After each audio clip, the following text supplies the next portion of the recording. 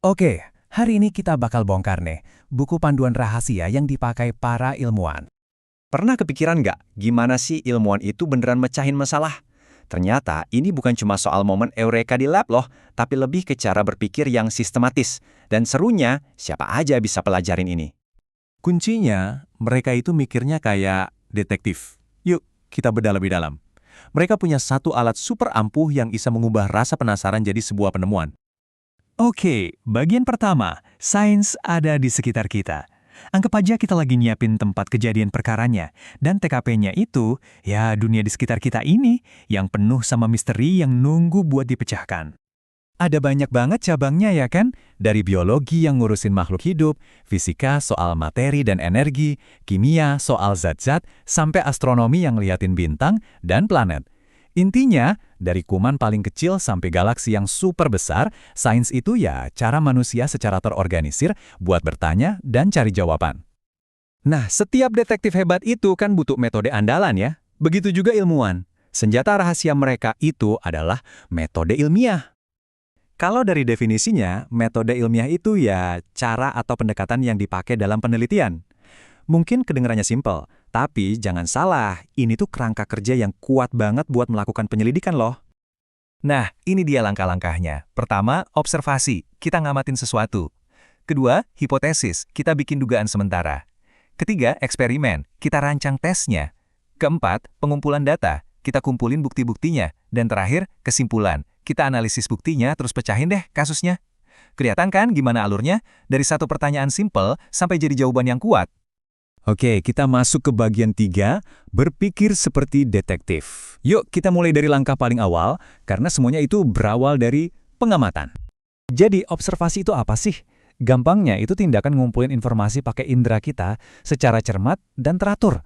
Persis kayak detektif yang baru datang ke TKP, ilmuwan juga mulainya cuma dari mengamati apa yang ada di depan mata. Nah, dari pengamatan itu biasanya muncul pertanyaan. Tapi, eits, tunggu dulu. Nggak semua pertanyaan itu bisa dijawab sama sains. Pertanyaan yang bagus itu harus bisa diuji. Lihat deh perbedaannya. Di satu sisi ada opini, kayak mobil putih lebih baik daripada mobil hitam. Ini kan nggak bisa diuji, soalnya lebih baik itu selera. Nah, di sisi lain ada pertanyaan yang bisa diuji. Apakah senar yang lebih tipis menghasilkan suara yang lebih tinggi? Ini jelas bisa kita ukur. Inilah beda utamanya. Sains nggak bisa ngukur hal subjektif, tapi bisa banget ngukur hal yang objektif. Oke, setelah kita punya pertanyaan yang bisa diuji, langkah selanjutnya adalah bikin tebakan yang masuk akal tentang jawabannya. Nah, tebakan terpelajar inilah yang kita sebut hipotesis. Pertanyaannya sekarang, gimana cara kita ngetes hipotesis tadi tanpa merusak bukti? Caranya adalah dengan merancang sebuah tes yang adil. Kunci dari tes yang adil itu cuma satu.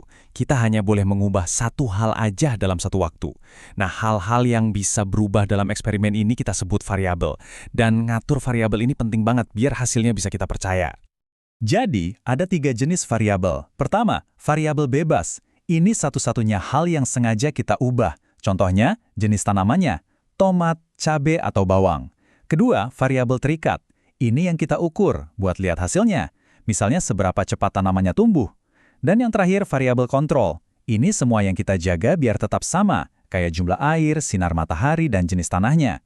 Poin pentingnya, dengan bikin variabel kontrolnya sama, kita jadi yakin kalau perubahan yang terjadi itu ya gara-gara variabel bebas yang kita ubah tadi. Oke, eksperimen selesai. Sekarang di tangan kita ada banyak petunjuk alias data. Dan inilah saatnya buat pengungkapan besar. Misalnya kita lagi eksperimen mendinginkan teh. Awalnya, data kita ya cuma kayak gini, tabel angka. Waktu sekian, suhunya sekian. Kelihatan sih ada cerita di baliknya, tapi belum tergambar jelas. Tapi, coba lihat apa yang terjadi kalau data yang sama kita ubah jadi grafik. Wow, polanya langsung kelihatan kan? Jelas banget kalau suhu tehnya makin turun seiring berjalannya waktu. Visualisasi itu emang sekuat itu. Dan kita sampai di tahap akhir. Kesimpulan. Ini adalah ringkasan yang ngejelasin hipotesis kita di awal itu benar atau salah. Tentunya berdasarkan bukti-bukti dari eksperimen. Disinilah misterinya terpecahkan. Jadi, buku panduan ini sebenarnya bukan cuma buat ilmuwan loh. Ini adalah alat yang super berguna buat kita semua untuk berpikir kritis tentang apapun. Ini adalah sebuah pola pikir untuk memecahkan masalah. Nah, sekarang Anda udah punya peralatannya, udah tahu caranya. Pertanyaannya, misteri apa nih yang bakal Anda pecahkan pertama kali?